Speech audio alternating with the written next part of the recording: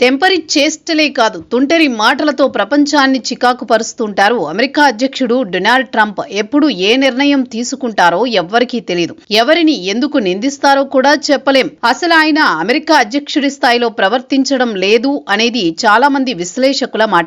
సహజంగా అగ్రరాజ్యాధినేతలు చాలా గుంభనంగా ఉంటారు. ఇంకా చెప్పాలంటే హుందాగా ప్రవర్తిస్తారు. పనితీరు లోపంతో గత టర్మ్ లో అధ్యక్షుడిగా తీవ్ర అవహేళనలు ఎదుర్కొన్న జో బైడెన్ కూడా ఇప్పుడు ట్రంప్ అంత విమర్శల పాలవలేదు. ప్రపంచ దేశాలపై టారిఫ్లు, యుద్ధాలు, దాడులకు సన్నాహాలు, వెనిజువెలా అధ్యక్షుడు మదురో కిడ్నాప్ ఇలా ఎన్నో విషయాల్లో ట్రంప్ పేరు చర్చనీయాంశమైంది. ఇలాంటి సమయంలోనే గత శనివారం ఆయనకు చెందిన ఫ్లోరిడా బంగ్లాలోకి ఓ ఆగంతకుడు ప్రవేశించాలని చూడడం, అతడి చేతిలో తుపాకీ ఆయుధంతో పాటు గ్యాస్ క్యాన్ ఉండడం కలకలం రేపింది. లొంగిపోవాలని ఎంత కోరినా అతడు వినకపోవడంతో చివరకు సాయుధ దళాలు కాల్చి చంపాయి. ఈ నేపథ్యంలోనే ట్రంప్ స్పందించారు. 2024లో ఎన్నికల ప్రచారం సందర్భంగా ట్రంప్ పై 2 సార్లు హత్యాయత్నాలు జరిగాయి. జూలైలో పెన్సిల్వేనియా ర్యాలీలో మాట్లాడుతుండగా ట్రంప్ 20 ఏళ్ల థామస్ క్రూక్స్ అనే యువకుడు కాల్పులు జరపగా తూటా ట్రంప్ చెవిని తాకుతూ వెళ్లింది. దీంతో రక్తం కారింది. ఆ ఫోటోతోనే ట్రంప్ మరింత ప్రచారం పొందారు. క్రూక్స్ ను భద్రతా దళాలు కాల్చి చంపాయి.